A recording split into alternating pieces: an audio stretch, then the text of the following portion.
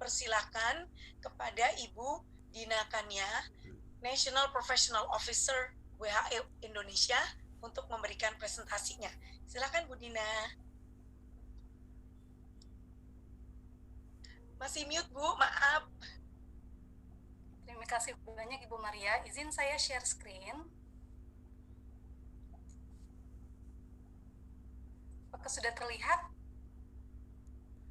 Sudah ya? Sudah Bu, ya mungkin bisa di screen share ya.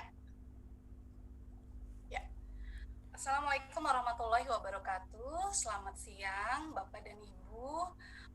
Pertama-tama saya ingin mengucapkan terima kasih kepada rekan-rekan panitia di UNDP, ILO, IGCN, dan juga WHO, juga kepada Bapak dan Ibu para narasumber dari perwakilan kementerian, perwakilan pelaku usaha, dan semua peserta yang hadir dan telah menyempatkan waktu untuk mengikuti webinar pada siang hari ini.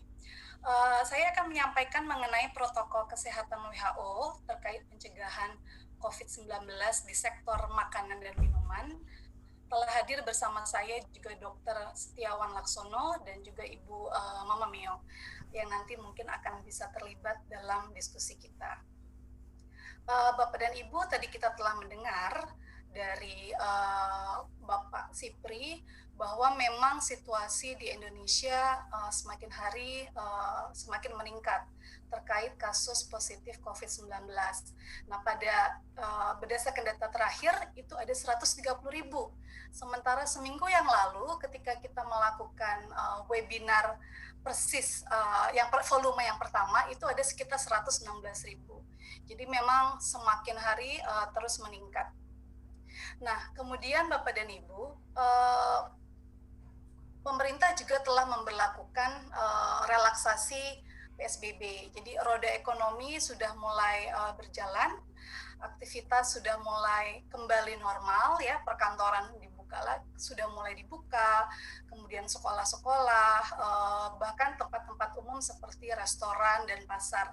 Nah, khusus untuk sektor industri ini memainkan peranan yang sangat, industri makanan dan minuman memainkan peranan yang sangat penting, karena justru pada saat PSBB sektor makanan dan minuman ini tidak ditutup sama sekali ya, dan disinilah letak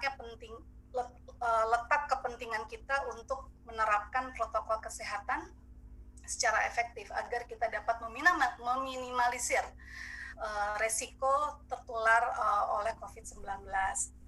Nah, pemerintah juga telah mengeluarkan sebenarnya beberapa protokol kesehatan. Jadi Kementerian Kesehatan sudah mengeluarkan Peraturan Menteri Kesehatan Nomor 328 tahun 2020 tentang protokol kesehatan di tempat dan fasilitas umum. Kemudian Badan POM juga sudah mengeluarkan pedoman mengenai pengolahan makanan, pengolahan pangan siap saji. Nah, ini bisa menjadi panduan kita bersama. Mari kita lihat sebenarnya realita yang terjadi di lapangan ya. Ini adalah penerapan protokol kesehatan di pasar. Kita bisa lihat di sini bahwa penerapan protokol belum cukup efektif dilakukan, masih banyak pengunjung yang belum secara disiplin menggunakan masker, termasuk juga para pedagangnya ya. Dan kalau kita melihat di sini datanya per bulan Juni itu sudah banyak sekali para pedagang di pasar yang terjangkit COVID-19, dan ini tentu harus menjadi perhatian kita bersama bagaimana penerapan protokol kesehatan di pasar khususnya bisa diperbaiki. Sebelum saya masuk secara detail terkait dengan pedoman WHO, saya ingin menjelaskan di sini tentang potensi penularan COVID-19 melalui makanan.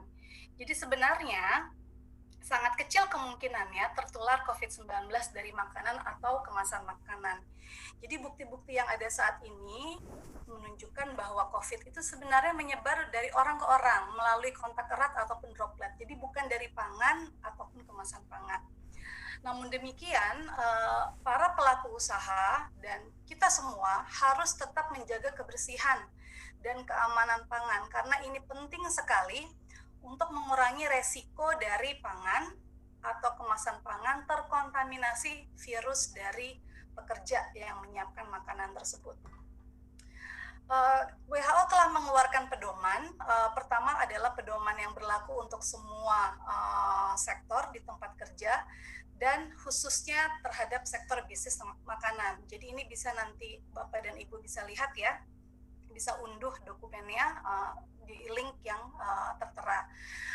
Nah, secara umum panduan bagi pengusaha di sektor makanan dan minuman sama halnya dengan panduan bagi pelaku usaha secara umum. Jadi yang pertama adalah membuat kebijakan dan protokol pencegahan COVID-19 bagi pekerja dan pengunjung. Jadi harus jelas kebijakannya apa, kemudian protokolnya seperti apa, dan itu harus disosialisasikan kepada pekerja dan juga pengunjung. Jadi semua pekerja harus memahami dengan betul-betul kebijakan dan protokol COVID-19 ini. Kemudian yang ketiga adalah menyediakan sarana dan prasarana seperti contohnya masker, kemudian fasilitas cuci tangan, kemudian APD, ya, ataupun penyediaan penghalang atau pembatas dari kaca dan plastik. Nah, kemudian yang terakhir adalah memantau dan mengevaluasi pelaksanaan protokol secara berkala. Ini penting agar kita memastikan bahwa protokol tersebut diimplementasikan secara efektif. Kemudian kita masuk kepada kebijakan masker dan kebersihan tangan. Jadi di sini pelaku usaha wajib harus mewajibkan seluruh pekerja dan juga pengunjung untuk memakai masker. Dan bagi mereka yang berusia 60 tahun ke atas ataupun memiliki kondisi kesehatan tertentu seperti penyakit jantung, paru, kemudian diabetes atau hipertensi, itu wajib memakai masker medis. Kemudian pelaku usaha wajib menyediakan fasilitas cuci tangan atau hand sanitizer yang berbasis alkohol 70%. Ini harus aksesibel untuk semua pekerja maupun pengunjung. Nah, kemudian perihal sarung tangan, ini penting sekali karena penggunaan sarung tangan ini di lapangan saya melihat masih banyak yang kurang tepat. Jadi sarung tangan ini bisa digunakan hanya bagi pekerja yang menyiapkan makanan. Nah, itu harus sering diganti dan jangan memakai sarung tangan ketika menyentuh benda-benda selain makanan. Nah, saya melihat di sini contohnya di pedagang kaki lima. Ketika menyiapkan makanan memakai sarung tangan, tetapi ketika misalnya menerima uang dari konsumen yang mau membayar, itu sarung tangannya nggak dilepas. Dan kemudian memegang makanan lagi. Nah, disinilah potensi terjadinya kontaminasi karena tadi ya penggunaan sarung tangan yang tidak tepat. Kemudian cuci tangan sebelum dan sesudah menyiapkan makanan ataupun sebelum dan sesudah memakai sarung tangan. Jadi harus tetap cuci tangan.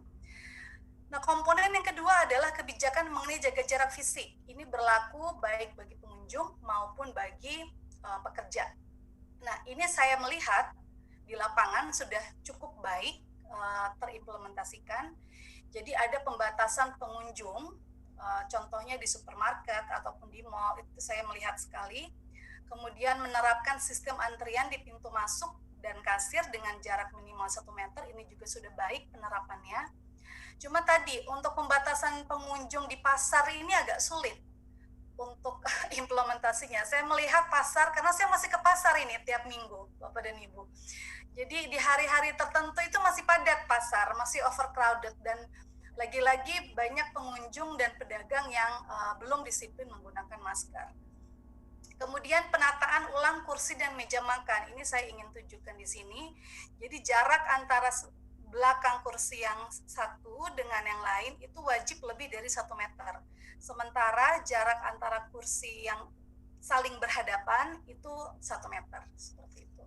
Nah, kemudian menggunakan pelindung atau pembatas yang terbuat dari kaca atau plastik, baik itu di kasir maupun di counter-counter sebagai tambahan perlindungan. Ini saya lihat juga sudah konsisten diterapkan di lapangan.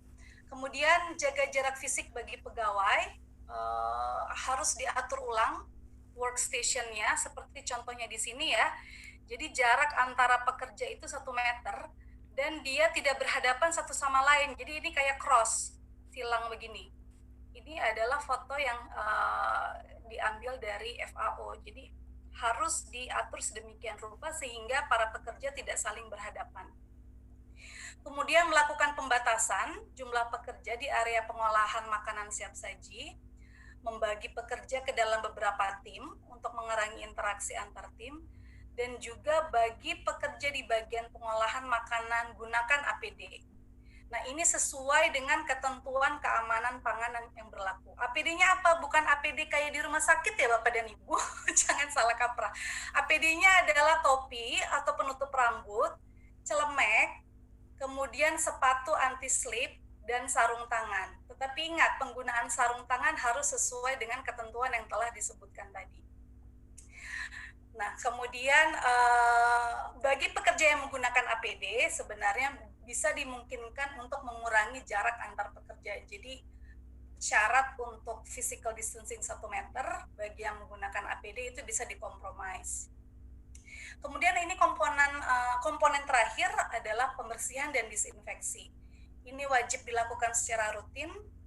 Untuk di supermarket misalnya, bagi troli dan keranjang belanja itu wajib dilakukan pembersihan dan disinfeksi. Peralatan dapur untuk di restoran misalnya, kemudian peralatan makan dan minum, dan juga permukaan yang sering disentuh seperti meja dan gagang pintu. Nah, caranya bagaimana? Ini kita juga masih salah kaprah nih.